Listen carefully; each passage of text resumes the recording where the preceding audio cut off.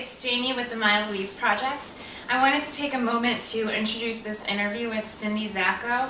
It's an amazing example of what this whole project is about, which is being your authentic self and doing what you were meant to do in this world. And Cyndi has two things going on aside from her full-time job. She started a juicing company with her fiance that is providing fresh, raw, organic juice to people who otherwise would not be able to afford it.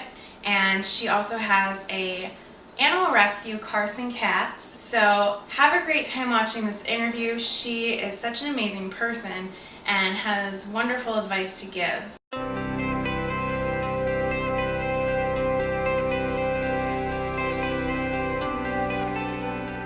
So this is Cyndi Zacko, and she is the founder of Carson Cats in Los Angeles, and she's also started a juicing business, so we can talk about both of those and how you got into both of those. Obviously these are both passions of yours in different areas. So let's start with the cat rescue. What made you want to get into rescue? Well, I've always loved animals. Obviously it's always been a passion, and I wanted to become a vet when I was younger, but I'm so emotional, and I don't know if I could ever do some of the things that vets have to do with animals. And my whole family, they are all doctors, but that's just kind of not what my skill set is.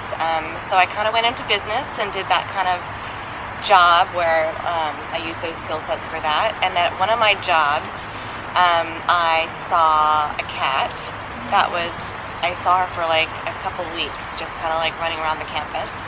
And I was like, that's weird. And I didn't really grow up with cats. I had dogs growing up. And I just started like feeding her just because she looked hungry. And through that, I don't even know, I think I started talking to rescues because I wanted to rescue her. And I started just talking to people, and I learned about TNR, which is Trap, Neuter, Return, for feral cats.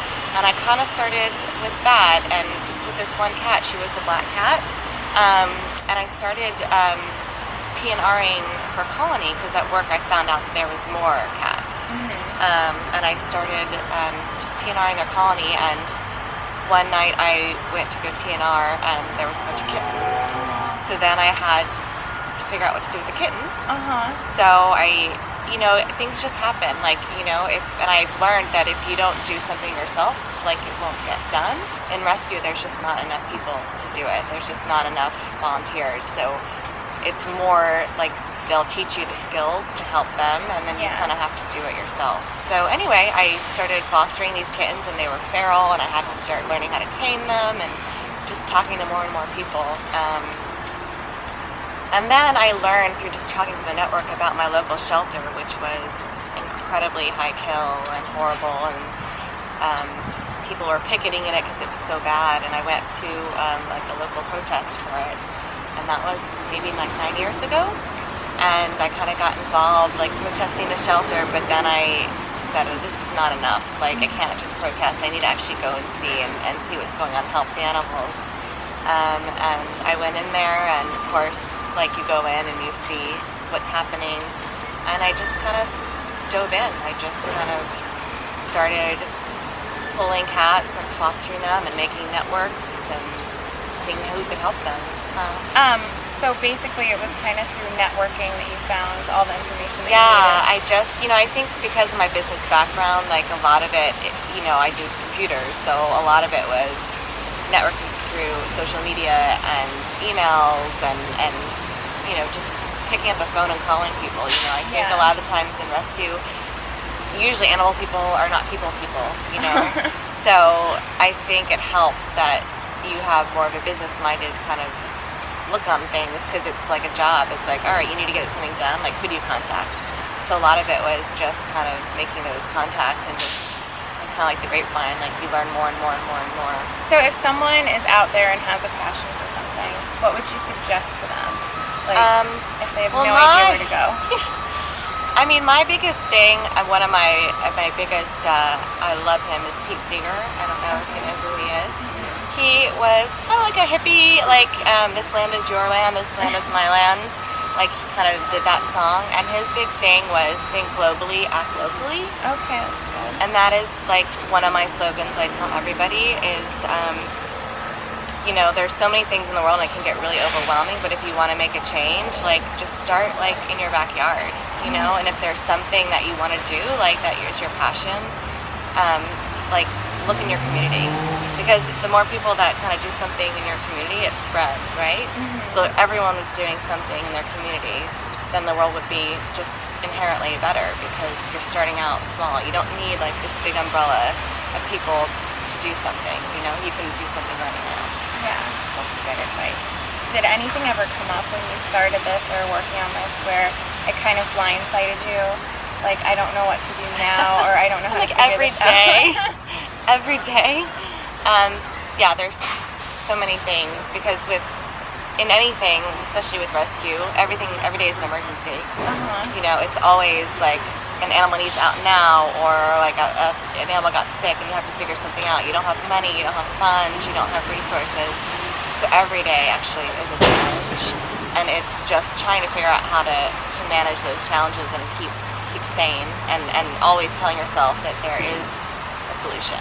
Like, never accepting that there's not a solution, because there's always a way. People are always willing to help. So like, I have a lot of people that are great with time, but they don't have any funds, and they're willing to help if you could just get funds. And then we have people who are really good at networking, and so they could get the funds. So trying to like marriage all of those people together and trying to do one cause is really what helps every single day. What is like your proudest accomplishment when it comes to cat rescue? Cat rescue?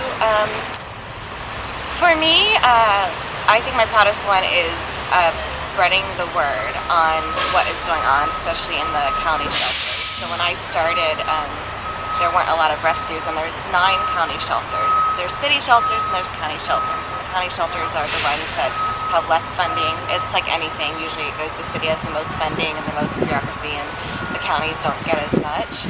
So for me, I think my proudest thing is that by starting kind of networking from the Carson shelter, since then there have been other people that have adopted all the other county shelters and are kind of doing the same thing. So it goes back to that, like, I started at my shelter, but then the word spread, and they're actually doing better things. Like, they kind of started more like a Facebook, and they're doing great things with groups at their different shelters. So I feel like I've kind of started something where people have learned and kind of took it on themselves, and thereby helping more animals. That's so great. That's awesome.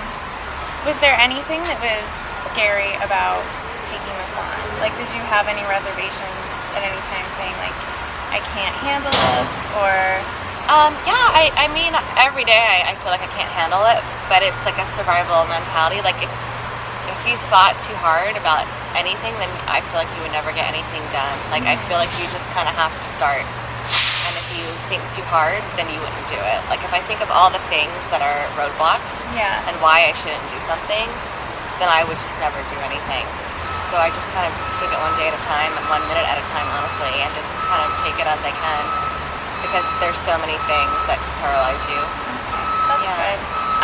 Marie Forleo, who is like a business woman online and stuff, always says start before you're ready. Yeah. And that's kind of what that reminds me of. Yeah. Because sometimes you'll never feel ready. Oh yeah, it's true. Yeah. Okay, so now tell us about Neighborhood Press. Yeah, well, that was kind of what I was supposed to say. That's actually a good segue.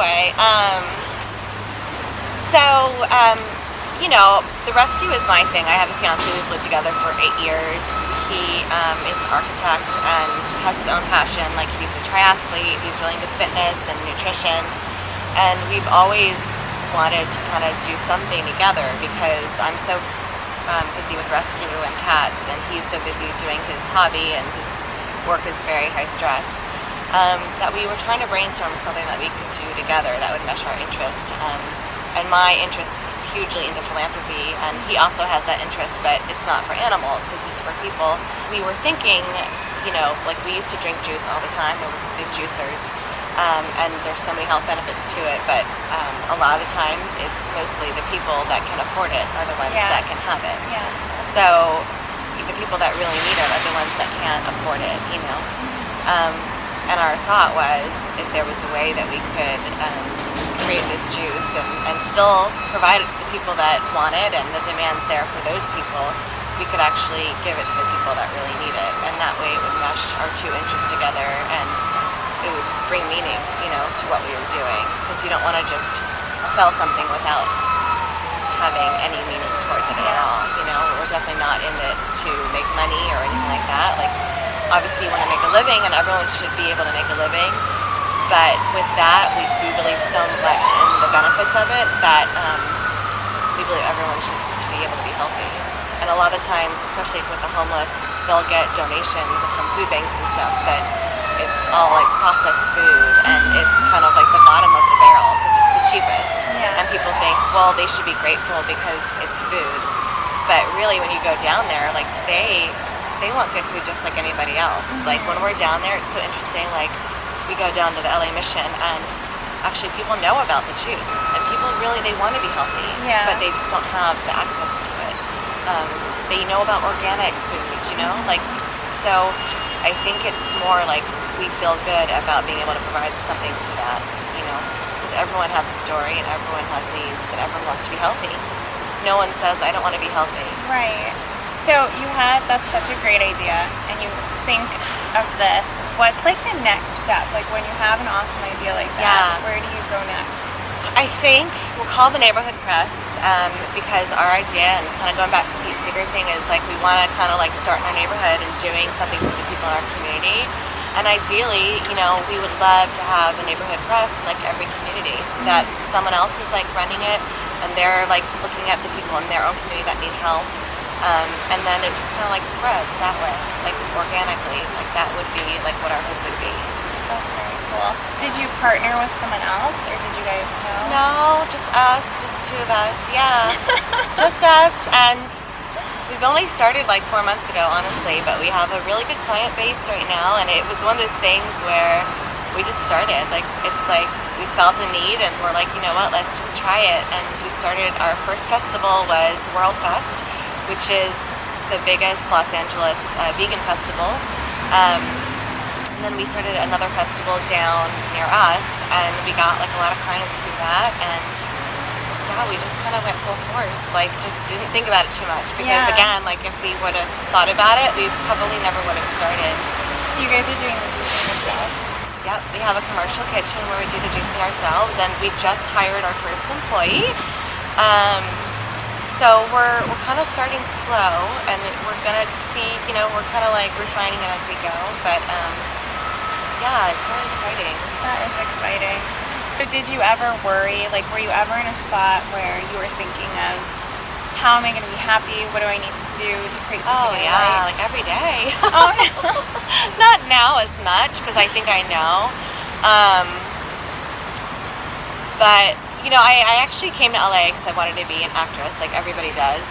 And I came out here, and it's funny, like I talk to my fiance a lot about this, and I always talk about my goals. Like I always say, like if I were so-and-so, this is what I would do, like to help the world. Like I would save so many animals. Like if I had this clout, like this is what I would do. If I were Oprah. And my fiance finally turned to me, he's like, I don't really know, like if you're, I don't know, goal in life, or if you were meant to be an actress. Like I think you always tell me why you want to become an actress, and it's not because like you want the world to adore you, or you want to like, I know you enjoy acting, but really you keep on telling, like if you were to do this, then these are all the things that you would do. And you don't have to be an actress to like do those things. Like look at all the things that you've done. Like you can use those skill sets to kind of help on your passion, and trying to kind of like combine all those passions together to do really what you're meant to do on this world. What's the most rewarding thing about either or both of these two projects? Just making a change in the world for the better. Like always doing something to make the world better, so that when I leave, then I feel like I actually was here for a purpose and part of like the whole ecosystem. Like I was here and I did something that mattered. That's great. And we have Cyndi's information available if you'd like to check out either Neighborhood Press or Carson Cats. Definitely check out her pages and take a look at them.